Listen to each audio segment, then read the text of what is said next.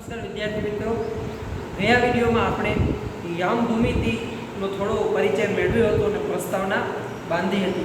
હવે આ વિડીયોમાં આપણે એ પ્રકરણમાં આગળ વધીશું અને યામ કઈ રીતે હોય, યામ સમતલ કઈ રીતે હોય, એના અક્ષો કઈ રીતે હોય, અક્ષ પરના બિંદુઓ કઈ રીતે હોય, એની આપણે વિશેષમાં અહીં માહિતી મેળવીશું.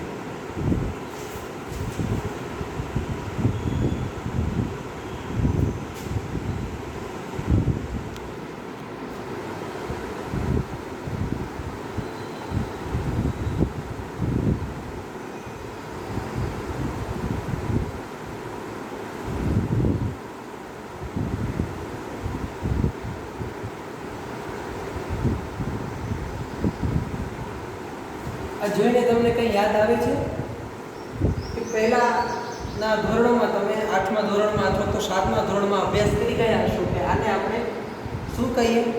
આને આપણે સંખ્યા રેખા કહીએ.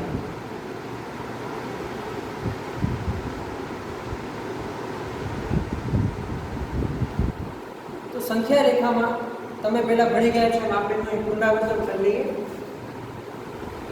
વચ્ચે ઉગમ બિંદુ હોય તે શૂન્ય હોય, તેનાથી આપણે જમણી બાજુ જઈએ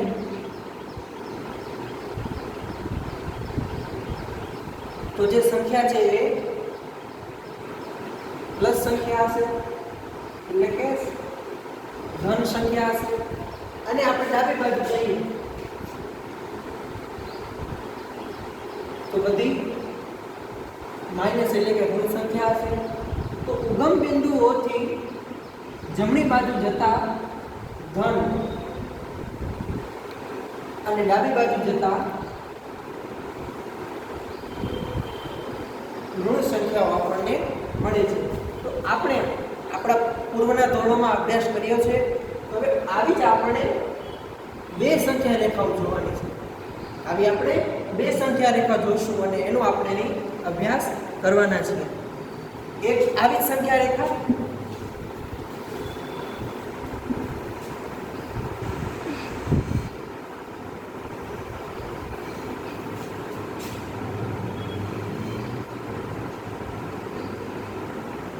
એક આ સંખ્યા રેખા અને બીજી કેવી સંખ્યા રેખા?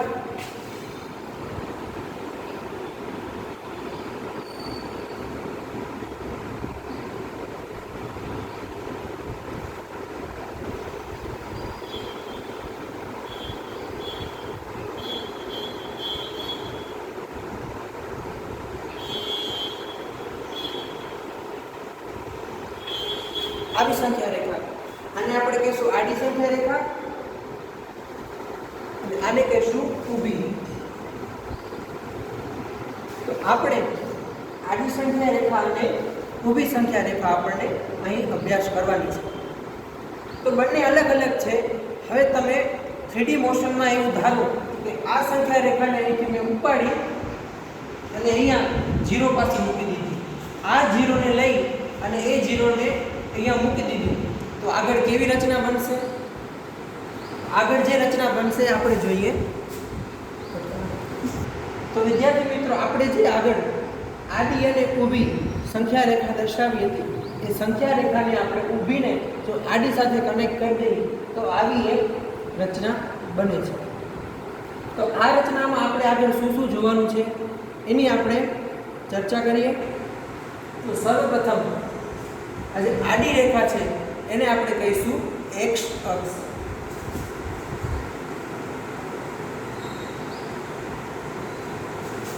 અને આ જે ઊભી રચના છે, ઊભી રેખા છે, એને કહીશું વાય અક્ષ.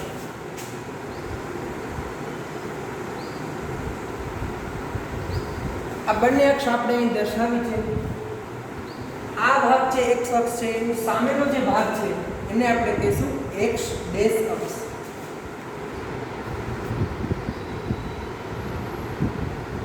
અને આ ઉપરનો જે વાય અક્ષ છે એની નીચે આપણે જે ભાગ છે એને કહીશું વાય ડેશ અક્ષ.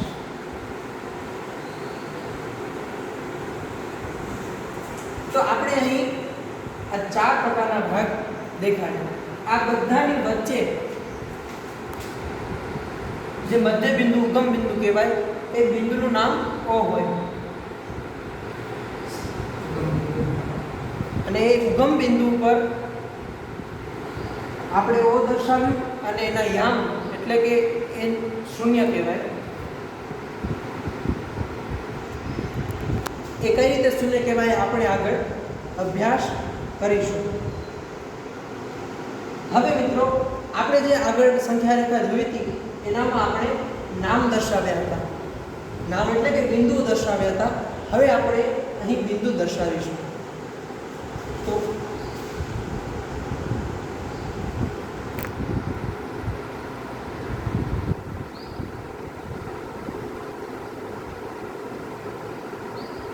અહીં x અક્ષ ઉપર આપણે ધન 1 થી 5 બિંદુ દર્શાવ્યા અને x ડેશ અક્ષ ઉપર આપણે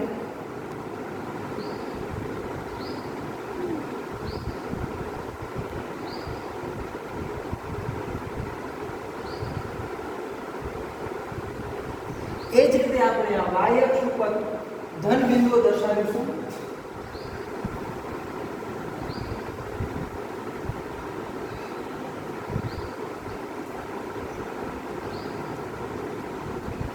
અને y ડેશ અક્ષ ઉપર આપણે માઈનસ બિંદુ દર્શાવીશું.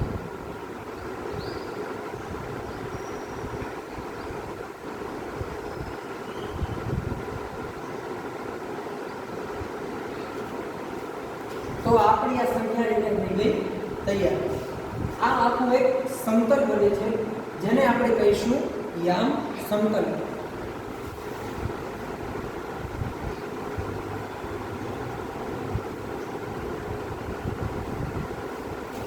આ યામ સમતલને આપણે કાર્ટેશિયન સમતલ પણ કહી શકીએ. શું કહીશું? કાર્ટેશિયન સમતલ.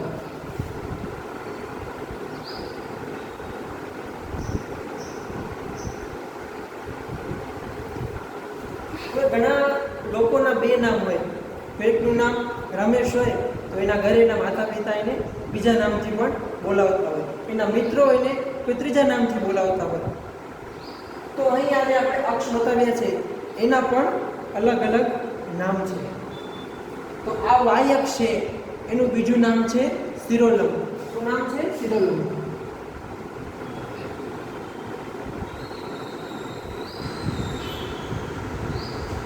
અને આ x અક્ષ છે એનું બીજું નામ છે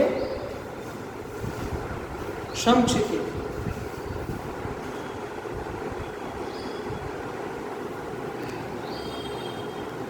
આપણે એમ કહી શકીએ કે શિરોલંબ રેખા અને સમક્ષિતિજ રેખા તો આપણને વધારે ખબર પડશે.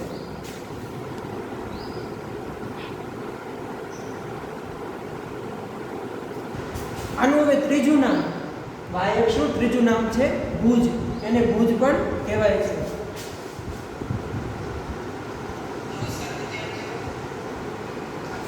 અને આ જે x અક્ષ છે એનું બીજું નામ આપણે કહીશું કોટી.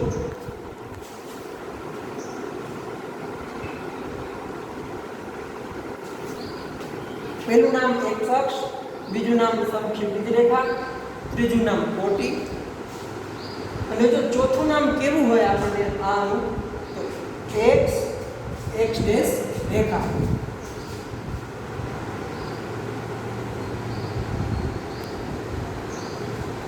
અને y અક્ષનું આપણને ચોથું નામ કેવું હોય તો y ડેશ રેખા.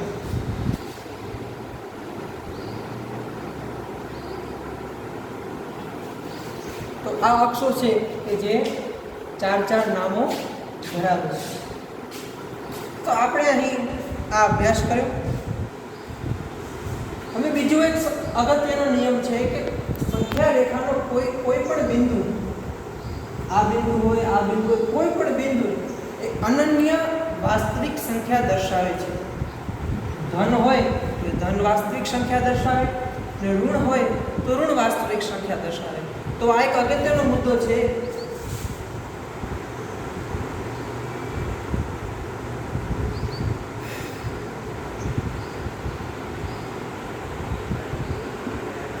સંખ્યા રેખા પરનું પ્રત્યેક બિંદુ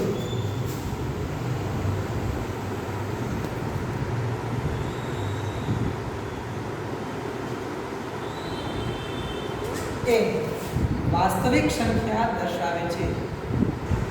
प्रत्येक बिंदुए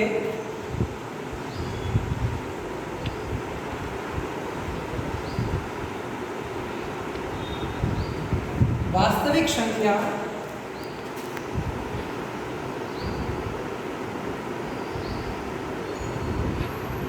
दर्शावे छे। वास्तविक संख्या એટલે ચોક્કસ આ બિંદુ છે તો એ ચોક્કસ 2 નંબરનું સંખ્યા દર્શાવે, આ બિંદુ છે તો ચોક્કસ 4 નંબરની સંખ્યા દર્શાવે। અહીં આપણે x ડેશ અક્ષમાં જોઈએ તો ચોક્કસ બિંદુ છે -2 સંખ્યા દર્શાવે। તો સંખ્યા રેખા પરનું પ્રત્યેક બિંદુ, દરેક બિંદુ વાસ્તવિક સંખ્યા દર્શાવે છે। તો આપણે આ અક્ષો જોયા। હવે આ અક્ષ આપણે યામ સમતલ પણ કહ્યું, કાર્ટેશિયન સમતલ પણ કહ્યું। આ આખું સમતલ છે એ શેનાથી બનેલું છે? y અક્ષ અને x અક્ષ। તો આનું ત્રીજું નામ, આ સમતલનું ત્રીજું નામ આપણે કહીશું y x અથવા તો xy સમતલ।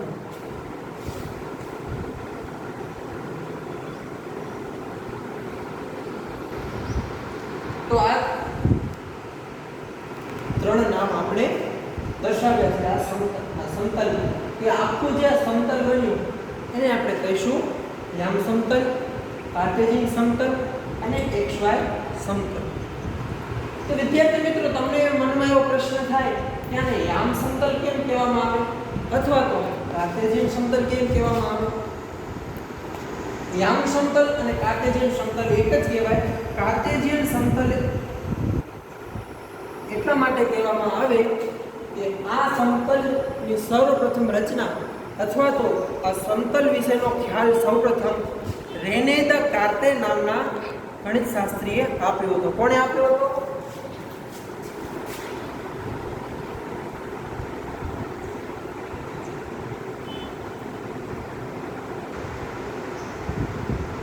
આ રેને દ કાર્તે નામના ગણિતશાસ્ત્રીએ આ યામ સમતલનો ખ્યાલ સૌપ્રથમ આપેલો હતો।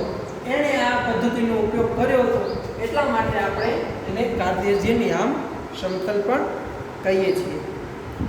આપણે મિત્રો જે પહેલા વાત કરી એમ કે આ ધન સંખ્યા દર્શાવશે, આ ભાગ ધન સંખ્યા દર્શાવશે, આ બંને ભાગ ઋણ સંખ્યા દર્શાવશે। એને જો આપણે ચોક્કસ શબ્દોમાં લખવું હોય તો કઈ રીતે લખી શકીએ?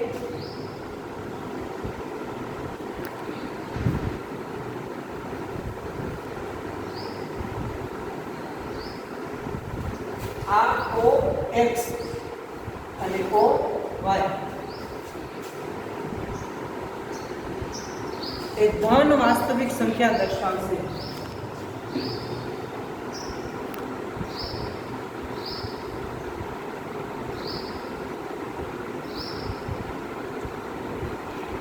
અને એ જ રીતે O x ડેશ અને O y ડેશ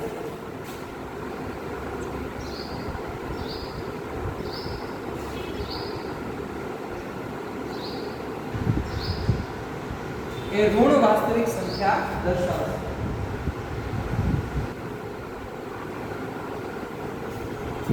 તો આ રીતે આપણે કાર્ટેશિયન યામ પદ્ધતિ આપણે સમજી છે। મિત્રો, હવે તમે એની એક નજર કરશો તો તમને અનુભવમાં આવશે કે અહીં કેટલા ભાગ છે, કેટલા ભાગ છે? તો વિદ્યાર્થી મિત્રો, આપણે અહીં એક નજરે જોતા આપણને અહીં 4 ભાગ જોવા મળે છે। તો આ 4 ભાગને આપણે નામ આપી દઈએ। હવે નામ આપવામાં આપણે ઘડિયાળના કાંટાની વિરુદ્ધ દિશાને અનુસરવી પડશે। માનો કે આ ઘડિયાળ છે તો ઘડિયાળનો કાંટો કઈ રીતે ગતિ કરશે? આ રીતે ગતિ કરશે।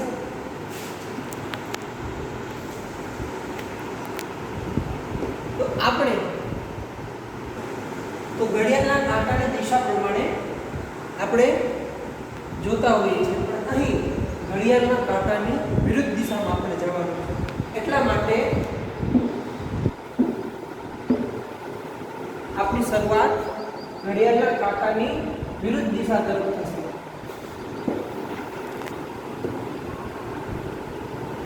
ઘડિયાળના કાંટાની વિરુદ્ધ દિશા તરફ એટલે પ્રથમ ચરણ આપણે પ્રથમ ભાગ આ કહીશું।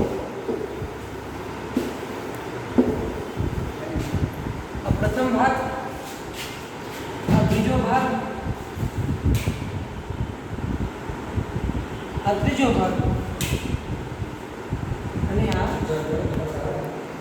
ચોથો ભાગ. આ ભાગને આપણે ભાગ નહીં કહીએ પણ ચરણ કહીશું. શું કહીશું? ચરણ. તો ટોટલ કેટલા ચરણ હોય છે? 4 ચરણ. 1 2 3 અને 4. 4 ચરણ. અને 4 ચરણ ઉપર આપણે કોઈ બિંદુ હોય એ દર્શાવવું હોય તો એના માટે આપણે એના યામ લખતા હોઈએ છીએ. તો યામ આપણે કઈ રીતે લખવાના? x અને y. સૌથી પહેલા આપણે x નું બિંદુ લખવાનું અને બીજી વાર y નું લખવાનું. વધારે તમને સમજણ આપું તો માનો કે અહીં એક બિંદુ આપેલું છે. આ બિંદુનું સ્થાન બતાવવું છે, બિંદુ ક્યાં છે. તો એના માટે આપણે સર્વપ્રથમ x અક્ષ ઉપરનું બિંદુ લખવાનું અને પછી y અક્ષ પરનું લખવાનું. અહીંયાથી દાખલા તરીકે તમે અહીં ઊભા છો તો તમે અહીંયાથી પહેલા નીચે જોવાનું અને પછી તમારી જમણી બાજુ જોવાનું. સૌથી પહેલા નીચે જોવાનું આપણે. તો દાખલા તરીકે બિંદુનું નામ P છે. એના યામ લખવા હોય તો પહેલા આપણે અહીં જોશું x અક્ષ ઉપર અને પછી આપણે y અક્ષ પર જોશું. હવે મિત્રો આપણને એમ થાય કે અહીં બિંદુના નામ દર્શાવવા છે તો ધન પણ સંખ્યા છે અને ઋણ પણ સંખ્યા છે. તો કઈ રીતે નામ દર્શાવશું? તો આપણે પહેલી વાત એ યાદ રાખવાની કે આ આપણા માટે એક સૂત્ર છે. પહેલા x અને પછી y. હવે આ આપણે ચરણના યામ લખવા હોય તો આપણે સૌથી પહેલી x ઉપર નજર કરશું. અહીં કેવી સંખ્યા છે? ધન સંખ્યા છે.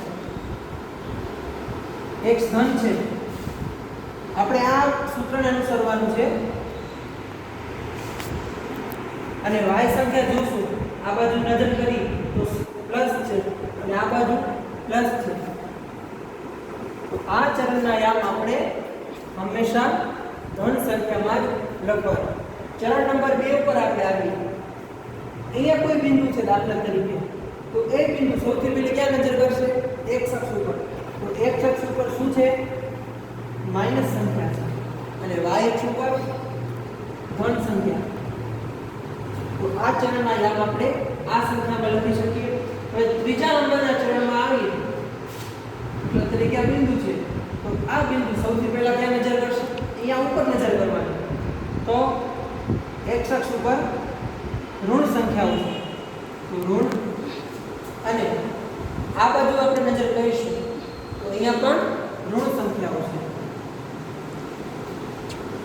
ત્રીજા ચરણના યામ આપણે આ રીતે લખી શક્યા. હવે ચોથા ચરણના યામ લખવા હોય તો હવે તો તમને ખબર પડી ગઈ હશે કે કઈ રીતે લખાય. આપણે ઉપર નજર કરશું તો પ્લસ અને આ બાજુ નજર કરશું તો માઈનસ. તો પરીક્ષામાં ઘણી વખત એક માર્ક્સમાં પૂછાય છે કે બીજા ચરણના યામ કઈ સંખ્યામાં અથવા કઈ નિશાનીમાં લખી શકાય. તો આપણે આ પ્લસ પ્લસ માઈનસ માઈનસ અને પ્લસ માઈનસ આ આપણે યાદ રાખવું ખૂબ અગત્યનું છે.